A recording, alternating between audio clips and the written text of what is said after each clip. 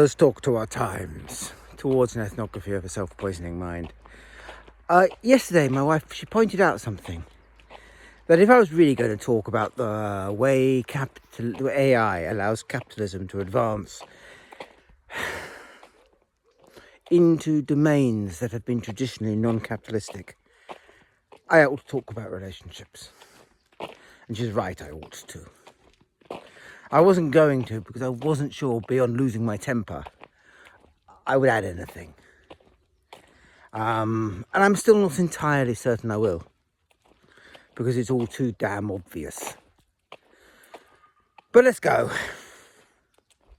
Human relations are one of the ways within which we become truly human. So the idea that you simply have emotions, you were born knowing what it is to be angry or unhappy or guilty or all the rest, is of course perfect poppycock. Oh, you have tempestuous passions, as you might call them. Wild affects, as Spinoza would certainly call them. But you gradually learn, you sort through their effects with other human beings, through what they feel, through the bonds of sympathy, as Spinoza would say, what those feelings actually mean. We learn how to name our feelings, how to relate to them, through our observation of their effect with and their interlocking of other human beings. Passion is most immensely social. As we are caught up in humans, we feel. And so it is so with relationships. Who and what I am is caught in the crystal of all my social relations. They become, for humans, their most important mental furniture. The most important single unit you think with on a day-to-day basis is, of course, your relations. That's what all I blame my parents is all about, simply because it is the most intense of all those sorts of relations. But it's not just your parents, it's your friends, it's your family, it's those who you live through or live with. To say that humans are social is to miss the point. The entire rhythm of human identity is caught up in being social. So that hermits are rare and always thought to be a little difficult. We know a few. And often there are people who are actually very, very social. So social that they have problems nailing their own identity down. And so what they do is they regulate the way they respond to the world. Or, in some cases, they treat the animals as their society. And that does work, because in differing degrees, with very different pitches, animals are also social. They're all doing the same thing. It's not like this is uniquely human, but there's a bit that's uniquely human. There's an old essay I wrote when I was an undergraduate, and I still probably stand by it. I have no evidence. I didn't have any evidence at the time. But there's a YouTube channel, so I don't need it so much. Which was that the real difference between Neanderthal humans and fully modern humans was the simple size of their communities. So that Neanderthals lived in family communities and extended families, 15, 16, 17. But Sapiens lived in communities of up to 100. And so what makes us fully human is that ability to handle complex emotions, to feel both pleasure and pain, loathing and love, absolute irritation, but the stoicism to meet it, commitment that lasts way beyond rhyme or reason, is in swearing oaths and keeping them. We become what we are. All right, all that stuff. I'll stop being poetic about humans. You can see how, if you start to,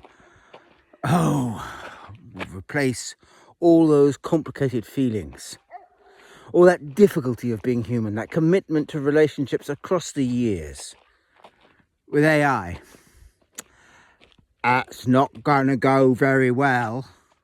Because one thing you can be sure about is that it will be very difficult to get large language models to emote really as humans do, in all their utter complexity, in all their baffling intricacy.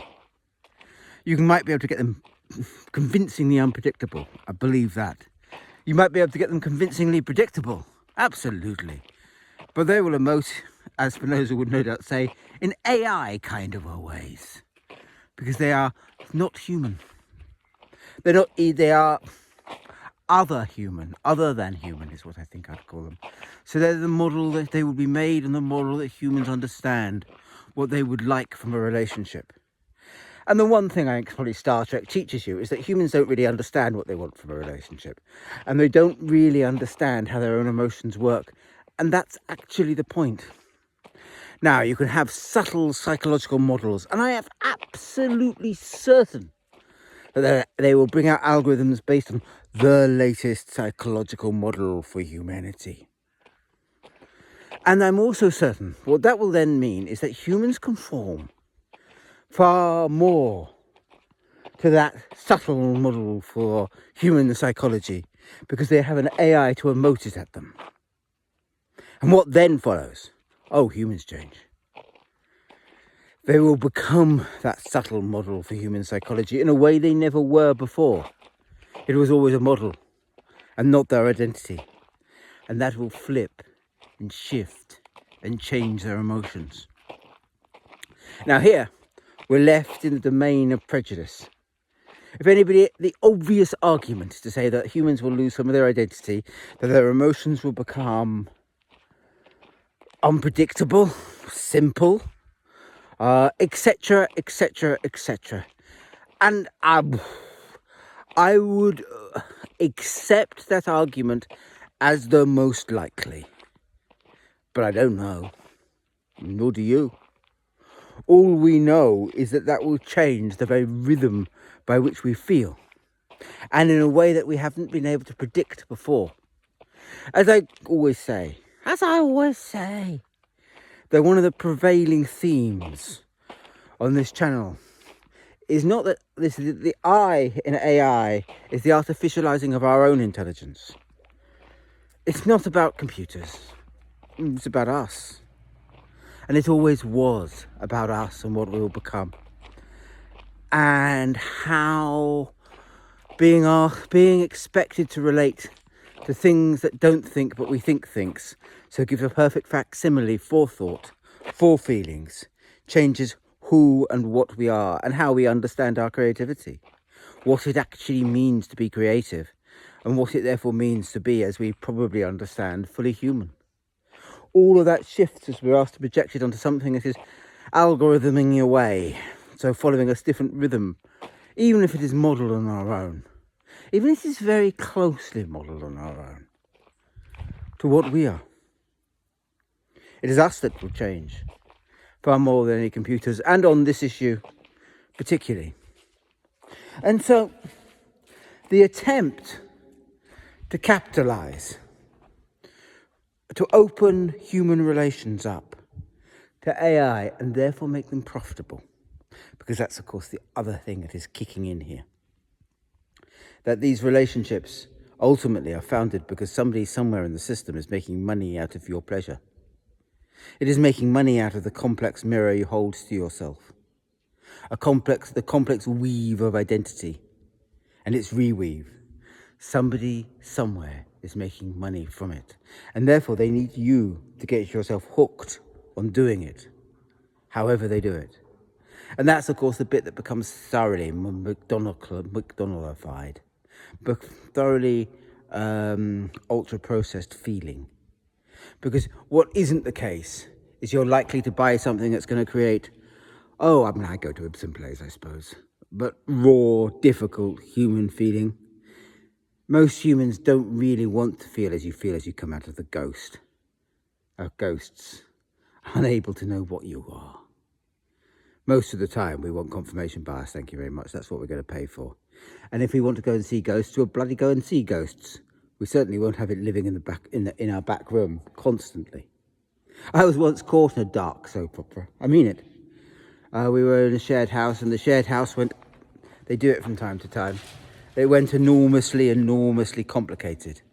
And we spent a fortnight feeling that we were in some sort of dark and brooding Ibsen play. It never did resolve, any more than Ibsen really resolves. It simply moved on. But it left me and my partner. We would have actually paid good money not to feel like that. And although it probably changed who and what we were in ways that we couldn't predict, and that was probably a very good thing, 20 years later, I might say, there was no way I would be able to pay for it at the time. And there's no way you could have predicted it would all turn out as it did, because of how it turned out was sculpted across the years. Now, none of that, absolutely none of that, can be modelled by AI in short-term, day-to-day relationships. Why? They might be able to get an algorithm to predict it. I'm not really saying that. I'm not doubting the psychology and the ability to create algorithms that model human identity. Although I do say it will change what human identity is in a way that then makes the model itself unpredictable. That's just obvious. But what I am saying is that no human would bloody pay for it. Because the results of such surgery is so unpredictable on who and what you are, you're never ever going to pay for that. And so what, of course, the very act of paying for those sorts of human relationships do is restrict what we're likely to feel. With computers, we'll feel what we're prepared to pay for feeling. So happy, sycophantic, caught in a fantasist's world. And that's the problem.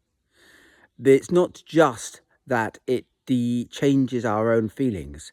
It opens us up into a world of fantasy, because the minute you start paying for things, you start to demand rights.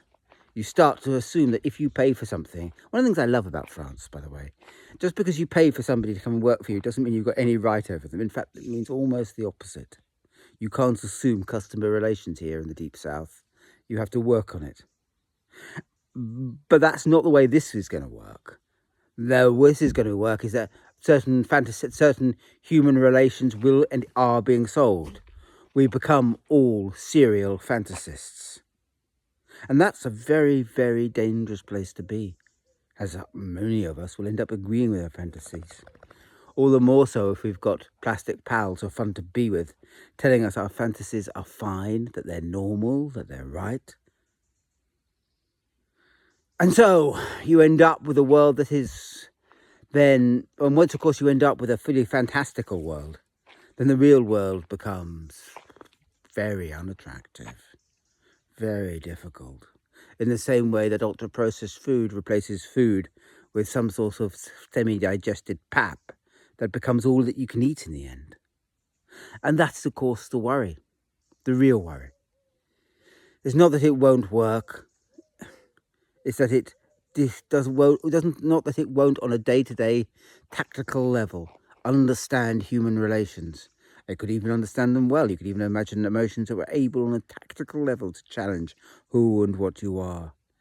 But relationships are made over years. Emotions are defined over years. Affects emerge across the course of a life. And whether you could ever model that on an AI, and if you did, whether that would ever conform to anything that people would be prepared to pay for, I just doubt. I think it's far more likely you'll just get what you've got at the moment. So relationship engines, brilliant at handling immediate situations with a bias to making you feel good and an inbuilt level of fantasy. So that we all become Walter Mitty's, claiming we are this and claiming we are that, and getting slightly impatient and shocked and vaguely accusatory of a world that refused to conform. I actually think that's a tragedy, if I'm really, really honest with you. But the attempt to capitalise, to make human relationships susceptible to things that can be bought and sold, it's not really slavery so much as tragedy, because it will undermine how we understand what we are. At a point we really can't afford to do it. at a point that will make us hooked to a certain emotional stream. At a point we will lose sight of what we could be if we let the world have its way with us.